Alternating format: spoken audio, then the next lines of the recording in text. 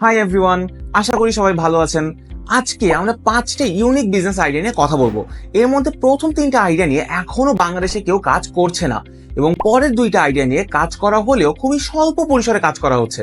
তো যদি আপনি একটা বিজনেস আইডিয়া খুঁজছেন অথবা একটা বিজনেস শুরু করার কথা চিন্তা করছেন, তাহলে এই 5টা আইডিয়া নিয়ে একটু চিন্তা করে দেখবেন। তাহলে চলেন শুরু করা যাক। আমাদের প্রথম বিজনেস আইডিয়াটা হচ্ছে subscription based local snack box. একটা জিনিস চিন্তা করে দেখেন, জাপানিজ রামেন, টার্কিশ বাকলাভা, বগুড়ার দই, এগুলো কিন্তু মানুষ অনেক পছন্দ করে। এই স্ন্যাকগুলো মানুষ অনেক পছন্দ করে। এখন এই প্রোডাক্টটা যদি আপনার বাসার পাশেই পাওয়া যেত, তাহলে কি আপনার অত বেশি পছন্দ হতো? আসলে হইতো না। এখন টার্কিশ বাকলাভা, বগুড়ার দই, এটা আপনি ঢাকার মতো জায়গাতেও প্রায় প্রতিটা মিষ্টির দোকানেই পাবেন, কিন্তু আসলে এগুলো কতখানি অথেন্টিক এবং কোয়ালিটি কতখানি ভালো হবে এটা কিন্তু কেউ বলতে পারে না। তার উপর মানুষজন সারপ্রাইজেস অনেক পছন্দ করে, নস্টালজি অনেক পছন্দ করে। তো যদি আপনি একটা সাবস্ক্রিপশন বেসড লোকাল স্ন্যাক বক্সের বিজনেস শুরু করতে পারেন, ইনিশিয়ালি আপনি আপনার কাস্টমারদের কাছ থেকে একটা কোয়েশ্চেনার নিয়ে নিলেন যে আসলে আপনার মিষ্টি কি পছন্দ নাকি টক পছন্দ, ঝাল কতখানি আপনার পছন্দ, বাসায় কি কেউ ল্যাকটোজ ইনটলারেন্ট আছে নাকি যে দুধ খেতে পারে না, অথবা এই টাইপের আরো কিছু কোয়েশ্চেনিয়ার আপনি জেনে নিলেন আপনার কাস্টমারের টেস্ট বারটা বোঝার জন্য। যখন আপনি এটা বুঝে গেলেন, তখন আপনি প্রতি মাসের শুরুতে তাকে একটা গিফট বক্স দিবেন, একটা স্ন্যাক বক্স দিবেন। এটার মধ্যে প্রতি মাসে বিভিন্ন আইটেম থাকবে। কখনো আপনি হয়তোবা খুলনার চুইঝাল নিয়ে আসলেন, কখনো চট্টগ্রামের মেজবান নিয়ে আসলেন, কখনো বগুড়ার দই নিয়ে আসলেন, কখনো নাটোরের কাঁচাগোল্লা নিয়ে আসলেন। শুধু দেশে না, আপনি যদি বিদেশে এসে ইন্ডিয়া থেকে কোনো আইটেম নিয়ে আসলেন, পাকিস্তান থেকে কোনো খাবারের আইটেম নিয়ে আসলেন, অথবা টার্কি থেকে বাকলাভা মিষ্টি জাতীয় কিছু নিয়ে আসলেন, আপনি কিন্তু এটা বড় একটা কাস্টমার বেস বাংলাদেশে পাবেন। কেন বলছি এটা কাস্টমার বেস থাকবে? কারণ বাংলাদেশে মানুষের খাবারের প্রতি যে ডিসপোজেবল ইনকাম, এটা কিন্তু বেড়েই যাচ্ছে। মানুষ এখন নতুনত্ব চায়, নতুন খাবার চায়।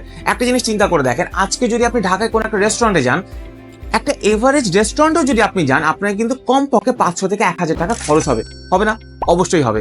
তাহলে যদি আপনি আপনার কাস্টমার 500 থেকে 1000 টাকা খরচ করতে রাজি হয়, তাহলে তাদেরকে যদি আপনি কোনো একটা সাবস্ক্রিপশনের থ্রুতে, একটা সারপ্রাইজের থ্রুতে একটা স্ন্যাক বক্স দেন, তাহলে আমার মনে হয় আপনি বড় একটা কাস্টমার বেস এখানে অবশ্যই পাবেন। সাবস্ক্রিপশন ছাড়াও যদি কেউ যদি এই স্ন্যাক বক্সগুলো অর্ডার করতে চায় অথবা একের অধিক অর্ডার করতে চায়, তাহলে সেটাও যেন তারা করতে পারে।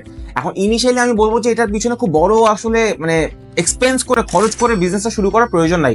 আপনি ইনিশিয়ালি একটা ফেসবুক পেজ দিয়ে বিজনেস শুরু করেন।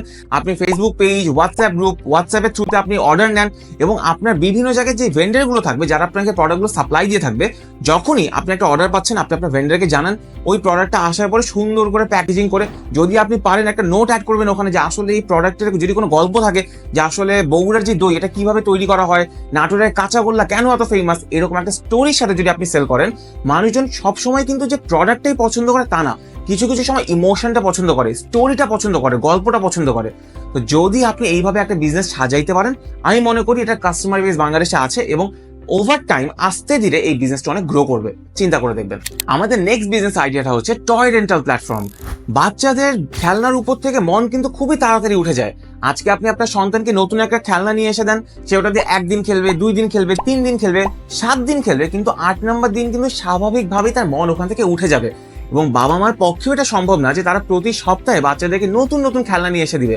তো এইরকম সিচুয়েশনে এই প্রবলেমটাকে সলভ করার জন্য যদি বাংলাদেশে এরকম একটা প্ল্যাটফর্ম থাকে, যেখানে প্রতি মাসে বাবা মাকে এরকম একটা টয় বক্স পাঠানো হবে, নতুন টয়েসগুলোর মধ্যে থাকবে এডুকেটিভ, পাজলস, রাইড অনস, যেটাতে বাচ্চা কাচ্চারাও কিছু শিখতে পারবে, এবং পুরাতন টয় বক্সটা ফেরত নিয়ে যাওয়া হবে। এটা কিন্তু বাচ্চাদের জন্য যতটা ভালো যে তারা নতুন নতুন খেলনা পাচ্ছে, বাবা মার জন্যও ভালো যে তাদের আসলে ওয়ালেটের উপরে খুব একটা প্রেশার পড়ছে না। যেখানে নতুন ব্যাচ অফ টয়েস কিনতে যদি 5 থেকে 7 হাজার টাকা খরচ হইতো, সেখানে হয়তো 2-2.5 হাজার টাকা দিয়েই সে প্রতি মাসে একটা নতুন বক্স অফ টয়েস পেয়ে যাচ্ছে। এখন এই রেন্টাল প্ল্যাটফর্মের সাথে সাথে আপনি কিন্তু বিজনেস মডেলটাকে আরো চেঞ্জ করে নতুন বিজনেস দাঁড় করাতে পারবেন। কিভাবে আমি বলি, ধরেন আপনি যে টয়গুলো রেন্টাল প্ল্যাটফর্মের থ্রুতে দিচ্ছেন বাচ্চা কাচ্চাদের, এর মধ্যে একটা খেলনা একটা বাচ্চার খুব পছন্দ হলো, তখন সে কিন্তু এই জিনিসটা নিজের কাছে রেখে দিতে যাবে। তখন এরকম সিচুয়েশনে ওই বাবা মা কিন্তু ওই খেলনাটা আপনার কাছ থেকে কিনে নেবে। শুধু তাই না, যদি কেউ হয়তো সাবস্ক্রিপশন বেসিসে অথবা রেন্টাল বেসিসে আপনার কাছ থেকে খেলনা নিতে নাও চায়, যদি আপনার ব্র্যান্ডের বিষয়ে তাদের আইডিয়া থাকে, তাহলে তারা আপনার রিটেল আউটলেটে যাবে, আপনার অনলাইন পেজে যাবে, তারা হয়তো রেন্টাল না নিয়ে তারা ডিরেক্টলি জিনিসটা কিনে নিবে। এটা আপনার জন্য একটা বিজনেস মডেল। শুধু তাই না, যখন আপনার বিজনেসটা একটু বড় হচ্ছে, তখন কিন্তু আপনি চাইলে বড় পরিসরে এই খেলনাগুলো ইম্পোর্ট করতে পারবেন, করে বড় বড় যে হোলসেলারগুলো থাকে অথবা টয় যে রিটেল আউটলেট থাকে, দোকানগুলো থাকে, তাদেরকেও কিন্তু আপনি সাপ্লাই করতে পারবেন। আমাদের নেক্সট বিজনেস আইডিয়াটা হচ্ছে লস্ট আইটেম রিকভারি।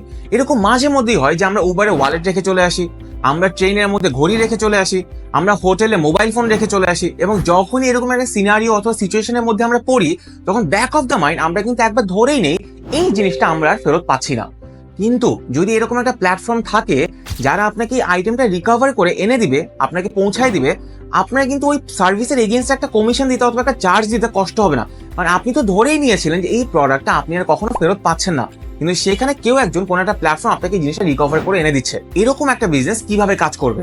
আপনি ইনিশিয়ালি ওয়েবসাইট হোক, ফেসবুক গ্রুপ হোক, হোয়াটসঅ্যাপ গ্রুপ হোক, এটার থ্রুতে কাস্টমাররা আপনাকে ডিটেলস গুলো দিল যে আসলে তার প্রোডাক্টটা কোথা থেকে হারায়, কয়টার দিকে হারায়, কিভাবে হারায়, বা আরো যদি কোনো পসিবল ডিটেলস থাকে সেটা আপনার সাথে শেয়ার করলো।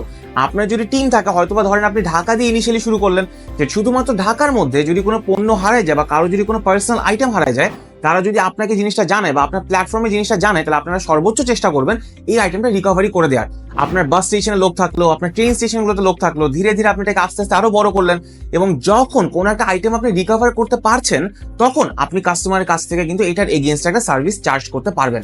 শুধু তাই না, আপনি কিন্তু এখানে আপসেল বিজনেসও করতে পারবেন। তার মানে লাগেজের ট্যাগ বিক্রি করা, ওয়ালেটের ট্যাগ বিক্রি করা, ফোনের জন্য স্পেসিফিক কোনো সফটওয়্যার বিক্রি করা, যে আপনার ফোনটা কোথায় আছে, হারায় গেল, চুরি হয়ে গেল, কিভাবে খুঁজে বের করবেন, এই বিষয়ে প্ল্যাটফর্ম আপনাকে হেল্প করছে। তাহলে এই বিজনেস আইডিয়াটা দুইটা মডেল দিয়ে কাজ করছে। প্রথমে যেখানে আসলে যদি আপনি কোনো লস্ট আইটেম রিকভার করে দিতে পারেন, সেটার এগেইনস্ট আপনি একটা সার্ভিস চার্জ করছেন, এবং তার সাথে আপনি আপনার ব্র্যান্ডের আন্ডারে কিছু প্রোডাক্ট আলাদা করে সেল করছেন, যাতে মানুষের যদি কোনো পণ্য হারায় যায় তারা যেন এটা নিজেরাই খুঁজে বের করতে পারে। আমাদের নেক্সট বিজনেস আইডিয়াটা হচ্ছে রিল এডিটর।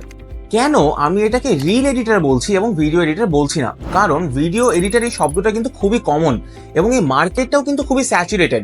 আমরা গ্লোবালের কথা বাদ দিই, আমরা যদি শুধুমাত্র বাংলাদেশের কথাই চিন্তা করি, বাংলাদেশে যে পরিমাণ ভিডিও এডিটর আছে ওই পরিমাণ কিন্তু কাজ এখনো নাই। তার সাথে আজকের সময় মানুষের অ্যাটেনশন স্প্যান কিন্তু অনেক কমে আসছে। এখন মানুষের অ্যাটেনশন স্প্যান ধরে রাখার জন্য যে এডিটিংটা দরকার, এটা কিন্তু সবাই পারে না।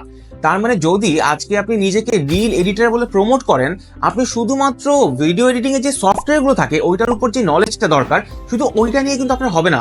আপনার কাস্টমারের সাইকোলজি বিষয়ে জানতে হবে, অ্যাটেনশন সাইকোলজি নিয়ে জানতে হবে, এডিটিং এর সময় কি এমন করলে কাস্টমারের অ্যাটেনশনটা আপনি ধরে রাখতে পারবেন, প্রোডাক্টটাকে আপনি আরো ভালো করে প্রমোট করতে পারবেন, এই বিষয়ে আপনার জানতে হবে।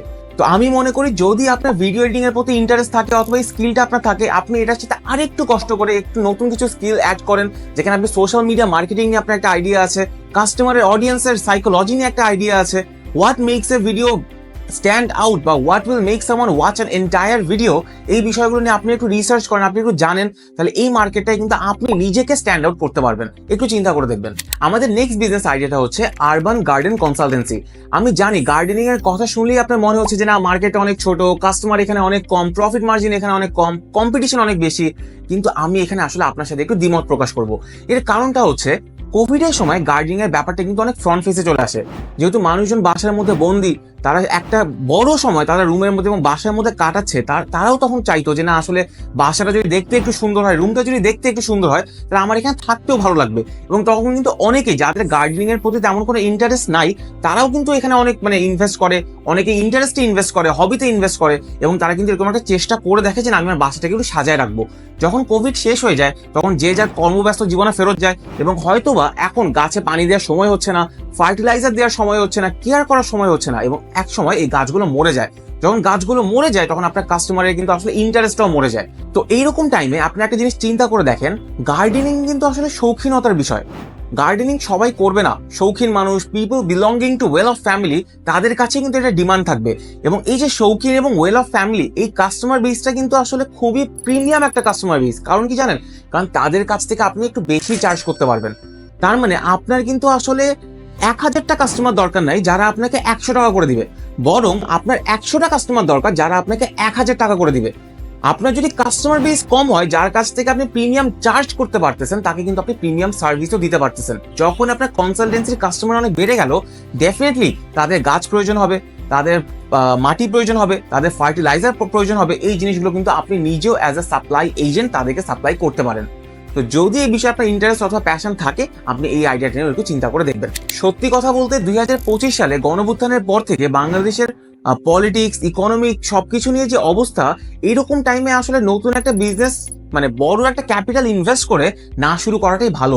কারণ মানুষের ডিসপোজেবল ইনকাম কিন্তু আসলে কমে যাচ্ছে। শুধু তাই না, মানুষ এখন খরচ করতে কম পছন্দ করে, বরং মানুষ মনে করে যে না, জিনিসপত্র দাম বেড়ে যাচ্ছে, ইনফ্লেশন বেড়ে যাচ্ছে, এরকম টাইমে টাকা বাসায় নিজের কাছে রাখাটা হচ্ছে সবচেয়ে সেফ। মানুষ ব্যাংকে টাকা রাখতেও ভয় পাচ্ছে। তো যদি আপনি বিজনেস আইডিয়াগুলো শুরু করতে চান, যেহেতু এখানে ক্যাপিটাল ইনভেস্টমেন্ট কম, আপনি একটু চিন্তা ভাবনা করে বিজনেসগুলো শুরু করতে পারেন। আশা করি এই 5টা বিজনেস আইডিয়া আপনাদের কোনো না কোনো কাজে আসবে। যদি এই রিলেটেড আপনাদের কোনো কোয়েরি থাকে অথবা কোয়েশ্চেন থাকে, অবশ্যই কমেন্ট বক্সে আমাকে জানাবেন। Thank you.